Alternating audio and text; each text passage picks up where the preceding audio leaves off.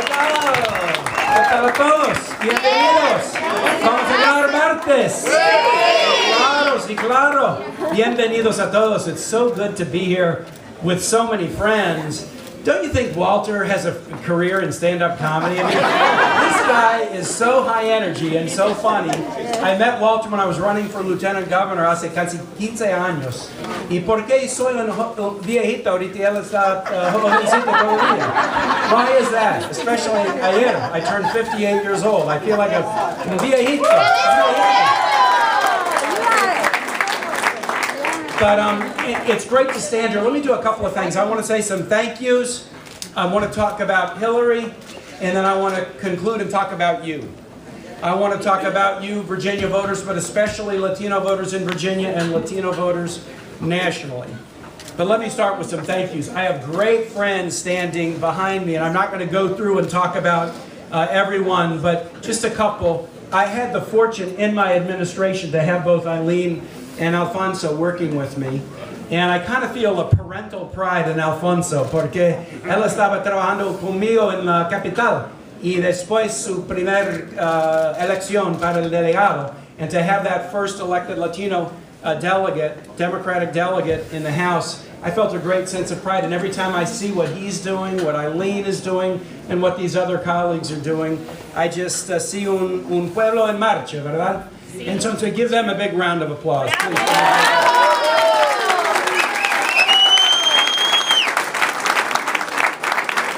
There's another dear friend who was introduced briefly, but I just want to point him out. Where is Jaime Ariaga Soto? Jaime is the Deputy Secretary in Virginia for Veterans Affairs. He is a veteran himself. Virginia, 1 in 9 Virginians is a veteran. Not 1 in 9 adults, not 1 in 9 voters. No, 1 in 9 from birth to death is a veteran. And we have a fantastic group of veterans that are here to support Hillary Clinton. So let's give a round of applause for our veterans.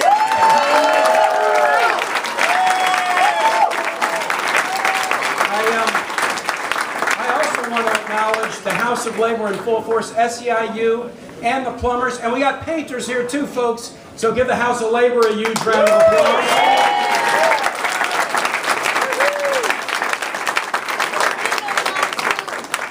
Dreamers moms too. Well, why not? Let's just keep going with the groups. We got a wonderful group. Ingrid is aquí right in el frente. Un gran grupo de madres de dreamers, dreamers moms. So we talk a lot about the dreamers. And a lot of us have gran energía para esta campaña porque de los sueños de los dreamers, pero también los padres y madres de los dreamers están trabajando bastante para ellos también. Gracias, Ingrid, y todo su grupo. So, un poquito sobre Hillary. ¿Tenemos catrachos aquí de Honduras? ¿Catrachos de Honduras? Okay, no. Hondureños. Catracho es un tipo de frase. So I lived in Honduras hace mucho tiempo, and we use the word in Honduras that I'm not sure it's exactly used the same way in cada país de las Americas. If you translate the word listo, it means ready. So you could say we're listo para Hillary, not just ready for Hillary. But when we talked about a person in Honduras, the highest compliment you could pay about someone was to say that they're listo. Because the way we would use that phrase, it didn't just mean ready. It meant prepared. It meant forceful. It meant passionate. It meant reliable. It meant drop everything and they'll be with you. They'll be in the foxhole with you. Meant you could count on them. Meant that they wouldn't lose. Meant that they wouldn't let you down. Ready doesn't fully capture all of that, but listo does. So how many people are listo para Hillary?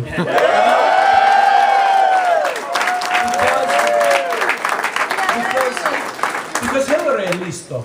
She is not just ready, but she's prepared, and she's compassionate, and she's a fighter, and she's been standing with us, and she's got the backbone to face off against a lot of opposition in the campaign and beyond. She's listo. And that's why I support her. I support her because her values are our values. If you want to know something about somebody in politics, look to see if there's a consistency in their passion from before they were ever in politics.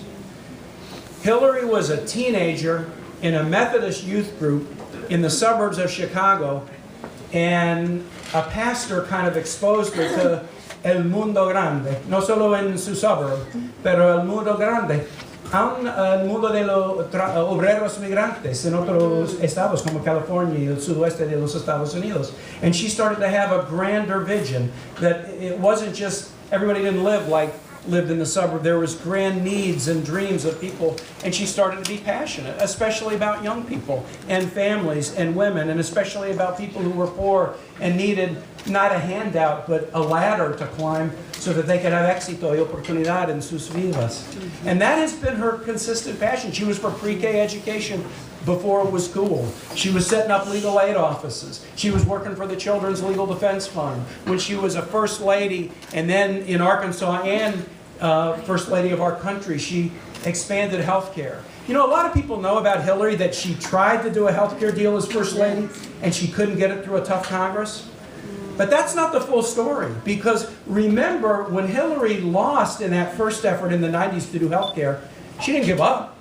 She went back and worked with the team and said, can't we do this? Can't we expand health care for every American child? The S-CHIP program, which provides health insurance, seguro de salud para millones de niños por 20 años. Este programa está trabajando para ofreciendo seguro de salud por niños en los millones. And that was because Hillary didn't take a loss for a loss. Instead, she stood right back up and said, if we can't get health care for everybody, we're going to get it por nuestros niños. That's the kind of person Hillary is. Consistent values. She was the first Secretary of State to make the empowerment and the status of women a consistent theme in our relations with every nation in the world. Always raising it, always challenging.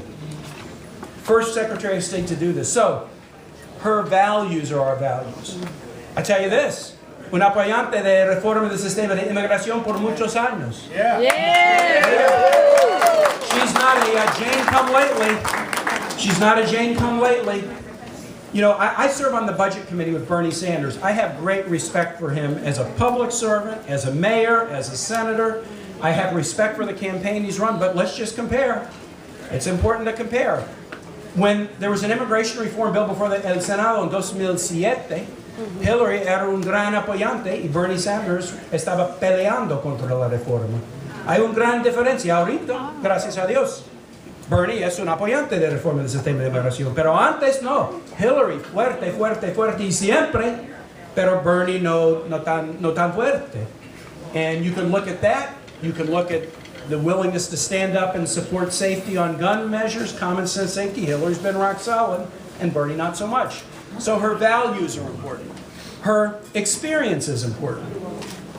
I'll tell you one experience that's importante. I was talking about Jaime y los veteranos. Hillary was on the Armed Services Committee, el Comité de Fuerzas Armadas en el Senado. Yo estoy un miembro también. She's going to be Commander-in-Chief.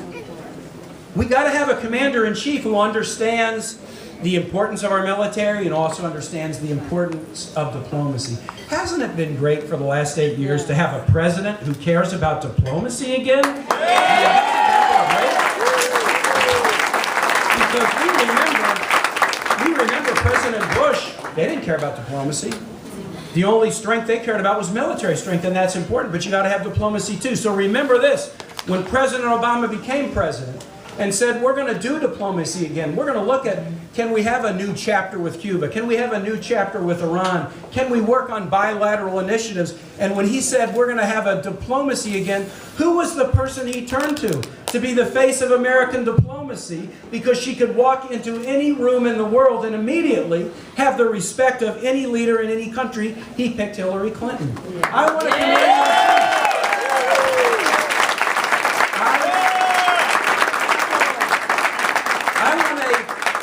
Commander-in-Chief who understands and respects our military, but also is passionate about diplomacy. And I'll tell you something. There's a chance that Hillary's going to be running against Donald Trump. I mean, I think a lot of us didn't believe it to be true. We got to take that very, very seriously. Donald Trump, in a debate in South Carolina in the last 3 weeks, said this, and I quote, And I quote, "The American military is a disaster." Yes. So wait a minute. You are running to be commander-in-chief of the American military, and that is composed of 1.6 million young men and women who are volunteering to serve in a time of war, but you talk about them with contempt and disrespect in your voice? I want a commander-in-chief who, when they talk about the military and military families, will talk about them with respect and gratitude in their voice, and that's why.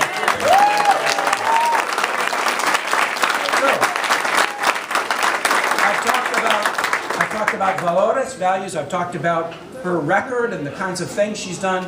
Let me say one other thing, resultados. No estamos solo... esta elección no es un debate, ¿verdad? Y no es una campaña de palabras. Es una campaña para acciones. And we've got to have resultados. We've got to have a candidate who knows how to get results.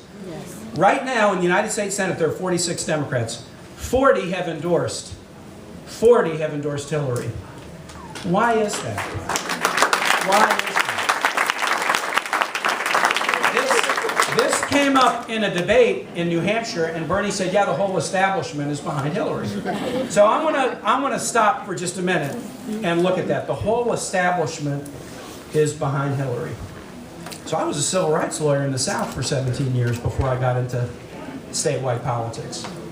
And Tammy Baldwin, and I've endorsed Hillary, and Tammy Baldwin is an internationally recognized LGBT activist, the first openly LGBT person to be elected to the United States Senate, and she's behind Hillary.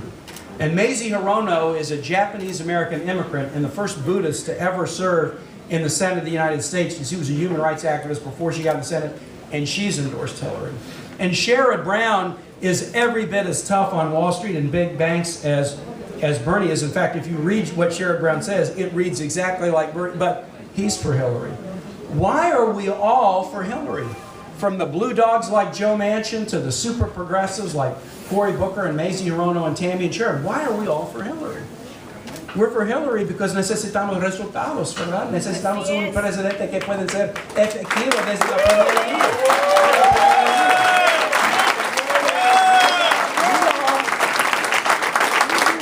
We all came to the Senate for the same reason Bernie did. He was a mayor fighting for his people when he came to the Senate, so he could fight for those same people in esta cámara, in that chamber.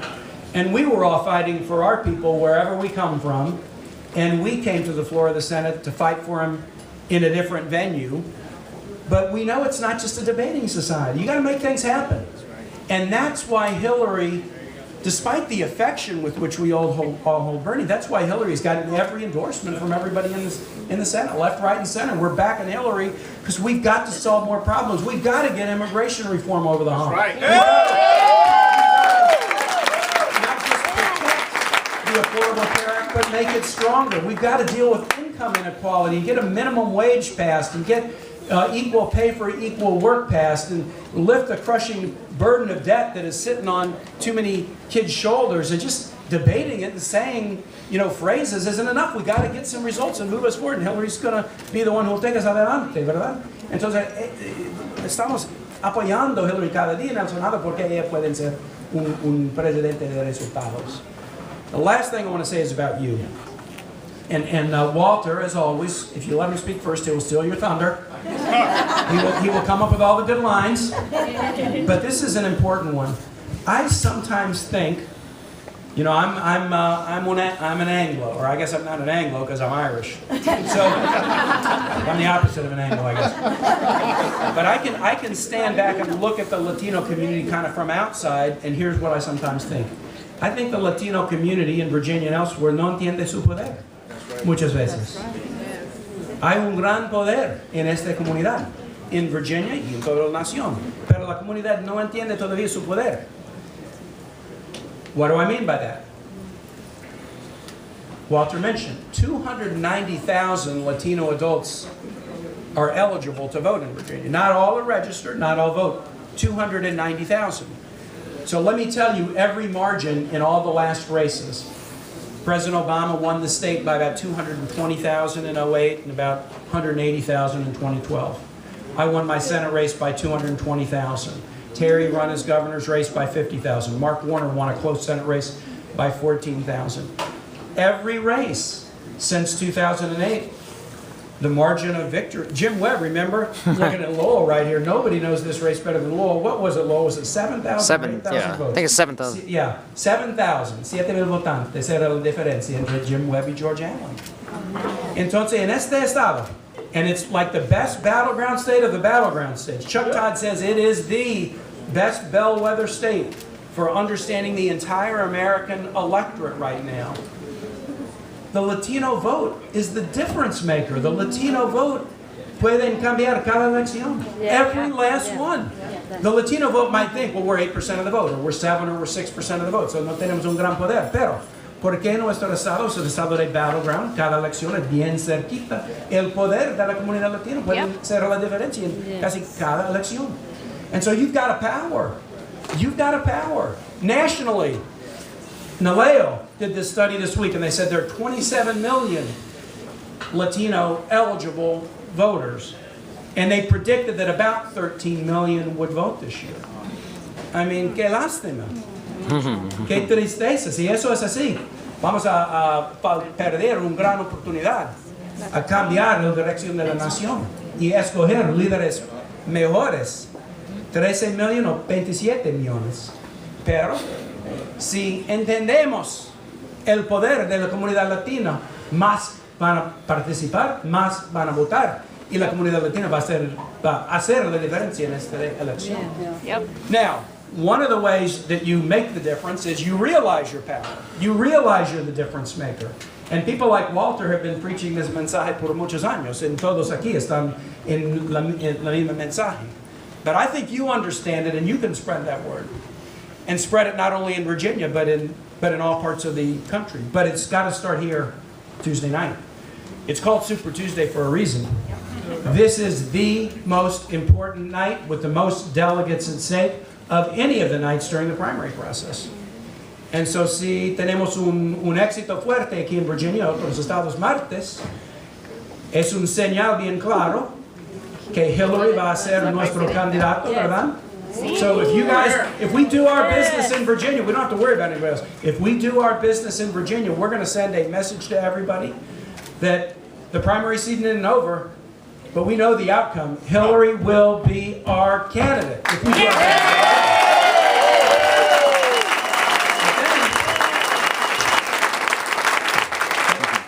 But then, if I'm going to stop, that's etapa uno. Pero hay más. Hay más que hacer. This is going to be a very close election. It's going to be a close election because we've never elected a woman president. And that's not an accident. It's not an accident. It's hard for a woman to be elected to federal office in this country, and I'll prove it to you. You know there hadn't been a woman president.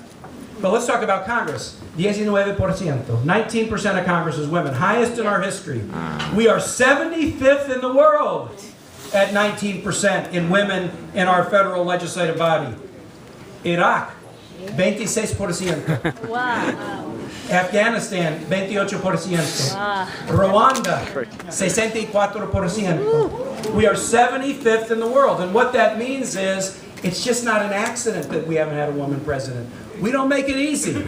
And that means it's not going to be easy. And that means I don't care what you see in any poll. If Hillary's ahead, she's still the underdog until the last vote is counted. And we have to realize that, and we have to work like underdogs in Virginia and elsewhere between now and November. Yeah. All right?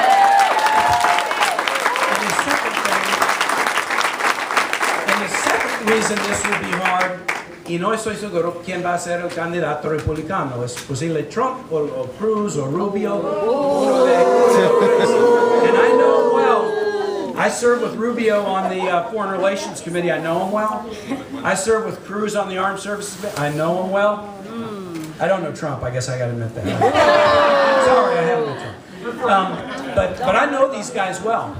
And I'll tell you something. This is going to be their strategy to win, no matter which of the three it is. It's, after Citizens United, rely on super PACs to make this race the most negative race in the history of American politics.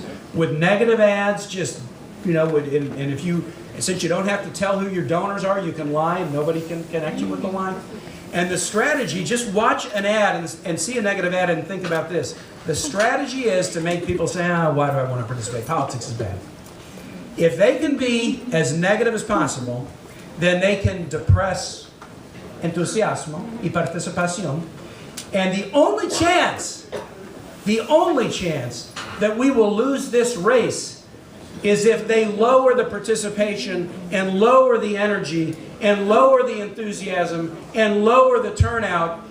So they're putting in new voting restrictions, right? New ID restrictions. And they're reducing early voting in other states. And they're running negative campaigns to drop energy enthusiasm. This is all part of a plan with one goal in mind, which is to keep people from participating and reduce the energy. And you are standing between a campaign of negativity and falsehood and low participation and a true small d democratic participatory campaign that will sweep Hillary to victory. So let's work hard between now and Tuesday. Todos podemos celebrar después de 7 en la noche martes y podemos descansar por 36 horas después de eso. But starting maybe Wednesday night or Thursday morning, we got to gird up for what will be a battle royale, but a battle that is historic, a battle that is important, and a battle that we will win. ¿Estamos listos para Hillary? Sí.